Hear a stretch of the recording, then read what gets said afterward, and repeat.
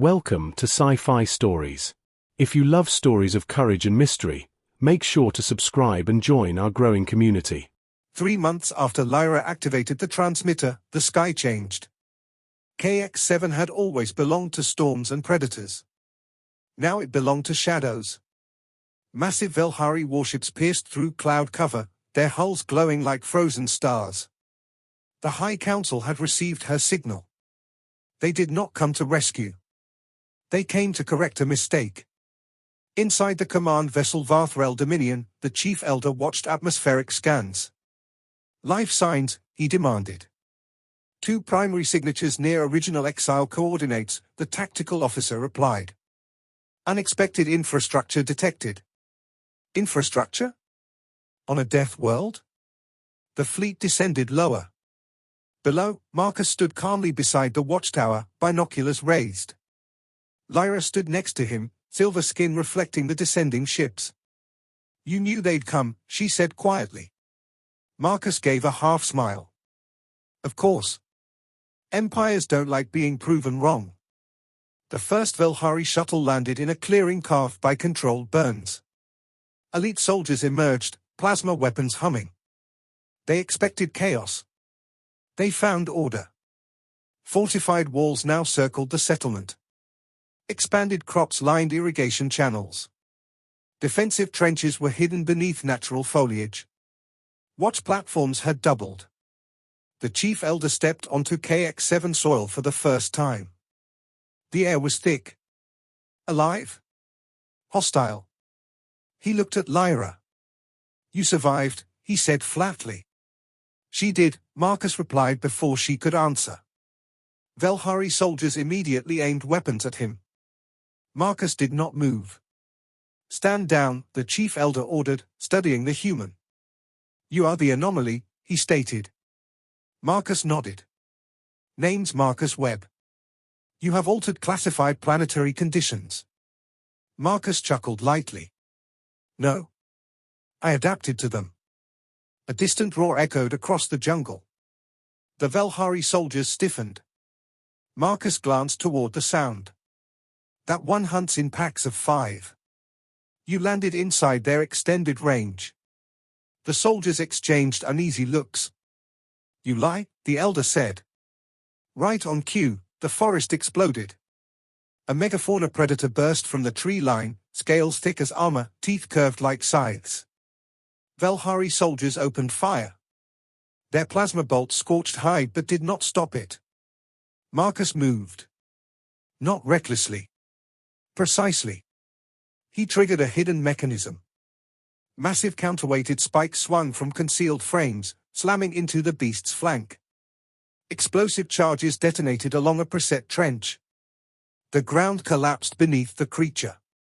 The forest swallowed its roar. Silence returned. Smoke drifted upward.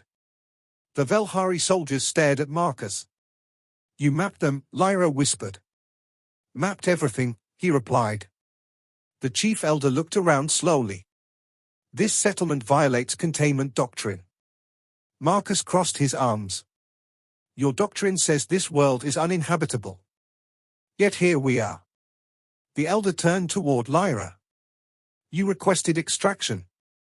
Lyra stepped forward.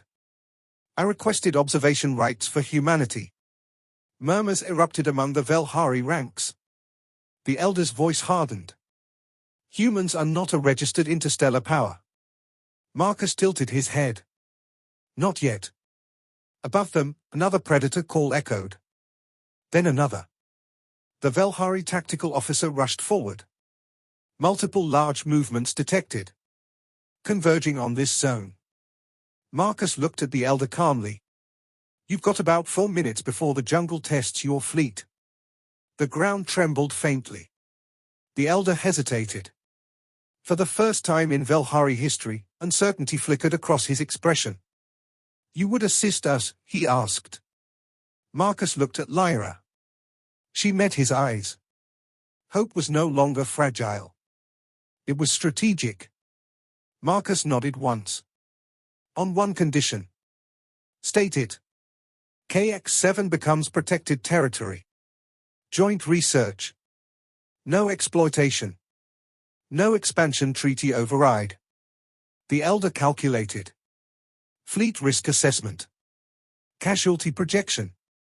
Environmental unpredictability. Another tremor. Predator shadows moved between trees. Agreed, the Elder said finally. Marcus moved instantly. Positions, he shouted. Velhari soldiers found themselves taking orders from a human exile. Defensive torches ignited perimeter oil lines. Sonic deterrence activated. Hidden barricades rose. The jungle attacked.